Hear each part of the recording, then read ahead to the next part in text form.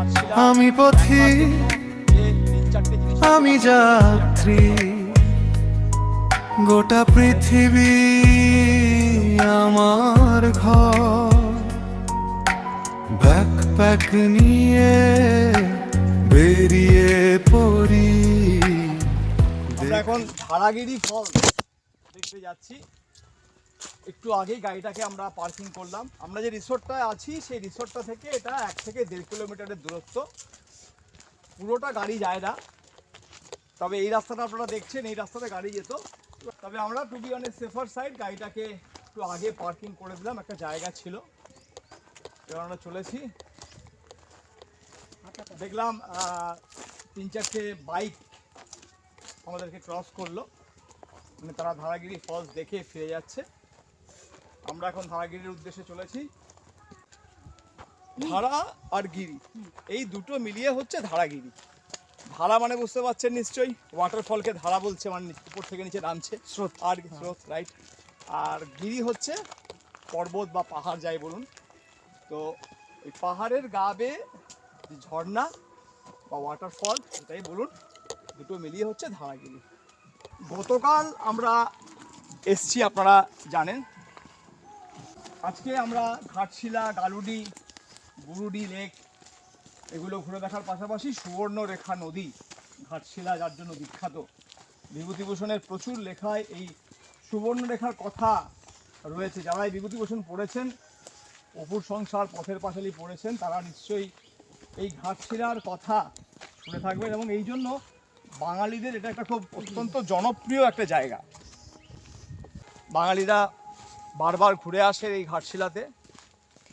ঘাটশিলার যে natural beauty, সেটা বাঙালিদের, বিশেষ করে কলকাতায় যারা থাকেন, তাদের কাছে একটা উপরি পাওনা। প্রচুর অক্সিজেন নেওয়ার এখানে সুযোগ রয়েছে, যেটা আমাদের শহুরে জীবনে সবচেয়ে বড় ঘাটতি বলতে পারেন।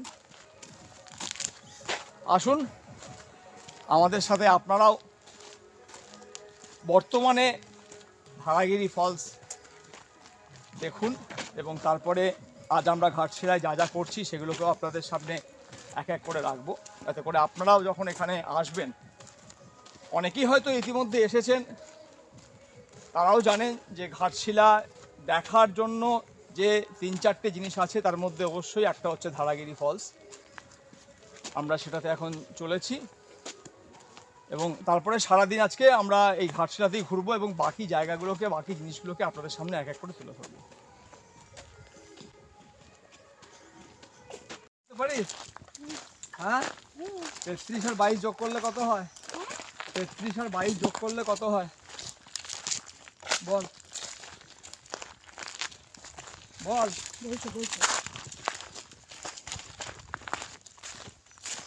33 আর 22 যোগ করলে কত হয়? হ্যাঁ, বাহ। আর 33 থেকে 22 বাদ দিলে কত হয়? 33 থেকে 22 বাদ দিলে কত হয়? বিয়োগ করলে কত হয়? না, 33 থেকে 22 বাদ দিলে কত হয়? ঠিক করে কর। বিয়োগ করলে 33 থেকে 22 বিয়োগ করলে কত হয়? বল। 11। বাহ, তো দারুণ পারিস তো। কি নাম তোর? হ্যাঁ, সুমিত্রা সিং আমাদেরকে নিয়ে চলেছে রাস্তা দেখিয়ে। ধারাগিরি ওয়াটারফল, ঝর্ণা দেখাবে সুমিত্রা, তাই তো? বাহ। সুমিত্রার ক ভাই বোন? 3টে। কি বোন না ভাই? তুই সবচেয়ে বড়? তুই সবচেয়ে ছোট? আর তোর দিদিরা কি করে? হোস্টেলে পড়ে? আরে বাবা, কোথায় সেটা? আশ্রম কোথায়? ঘাটশিলায়? হ্যাঁ, বড়াজুড়ি। বড়াজুড়িতে হোস্টেলে পড়ে। 2 দিদি পড়ে?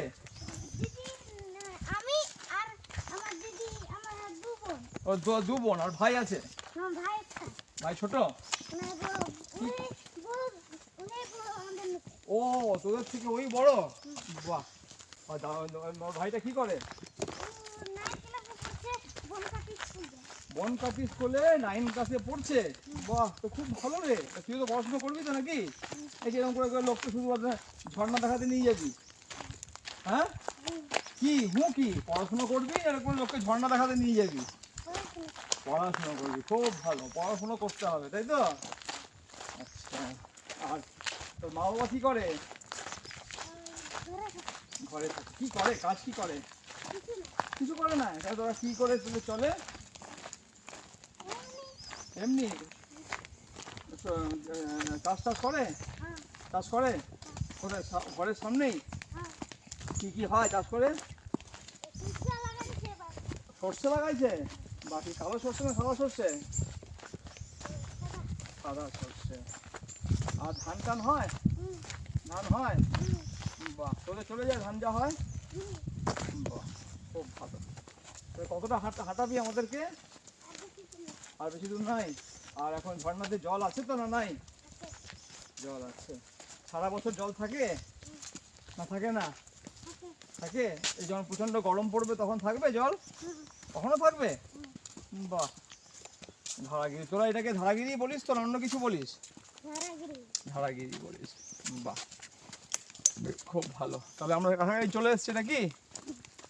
সারা বছর লোক আসে? সারা বছর আসে না? গরমের সময় আসে না বল? অত লোক আসে নাই না? ঠান্ডার সময় বেশি আসে না? আর বর্ষার সময়?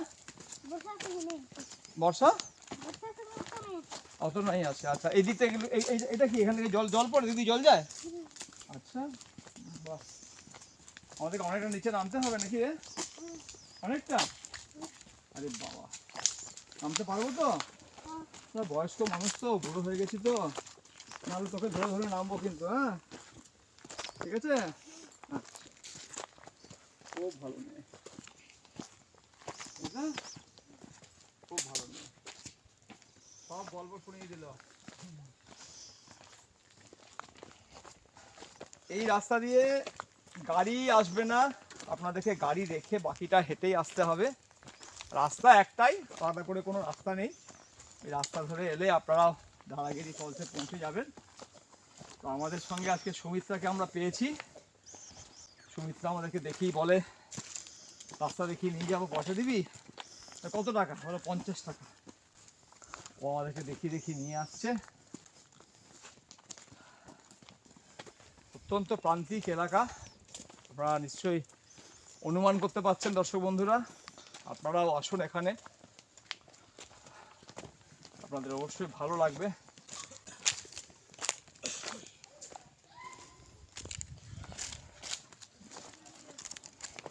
এবার আমরা নিচের দিকে নামছি। এই জঙ্গলের মধ্যে দিয়ে হেঁটে যাওয়ার যে অভিজ্ঞতা, সেটা কিন্তু একটা অন্যরকম পাওনা। ধারাগিরি ফলসে যে জল সেভাবে নেই সেটা বলার অপেক্ষা রাখে না, কারণ যখন জল থাকে তখন এই যে রাস্তাটা দিয়ে আমরা হেঁটে যাচ্ছি, এর পাশ দিয়ে যে জায়গাটা দেখছেন, এগুলোতেও কিন্তু জলে পরিপূর্ণ থাকে। স্রোত নেই জলের, এটা বোঝা যাচ্ছে। আমরা খুব বেশি জল পাবো না হয়তো। ভরা বর্ষাতে এই সকল জায়গাগুলো জলে ভরে থাকে। তবে নিশ্চয়ই আপনারা জলের শব্দ শুনতে পাচ্ছেন। দেখা যাক সামনে গিয়ে কতটা জল আমরা পাই।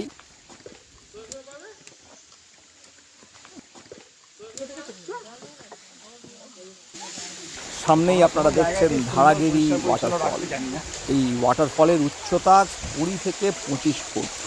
আর এই জলের উৎস হচ্ছে সুবর্ণরেখা নদী। যে সুবর্ণরেখা নদী ঘাটশিলার অন্যতম পরিচয়, এবং একই সাথে বিভূতিভূষণ বন্দ্যোপাধ্যায়ের বিভিন্ন লেখায় এই সুবর্ণরেখা নদীর উল্লেখ আপনারা পাবেন। আর দেখতেই পাচ্ছেন ভারতীয় কালচার, ভারতীয় সংস্কৃতি। ঝর্ণা মানেই সেখানে একটা মন্দির, পুজো, এই সমস্ত বিষয়গুলো আপনি এখানে পাবেন, এবং তার ফলে জায়গাটাকে আরও বেশি নোংরা করে তোলার সমস্ত রকম আয়োজন সম্পূর্ণ। আমরা কোনো জায়গাকেই সুন্দর পরিষ্কার পরিচ্ছন্ন রাখতে জানি না। নিঃসন্দেহে ধারাগিরি ওয়াটারফলের থেকে আরও অনেক ভালো ভালো, অনেক বড় বড় ঝর্ণা আপনারা দেখে থাকবেন, কিন্তু এই যে ঝর্ণাটাতে আসার যে অভিজ্ঞতা জঙ্গলের মধ্যে দিয়ে, সেটা কিন্তু অবশ্যই একটা বাড়তি পাওনা। ধারাগিরি ওয়াটারফল কেমন লাগলো আমার সঙ্গে ঘুরতে, তা অবশ্যই জানান কমেন্ট বক্সে।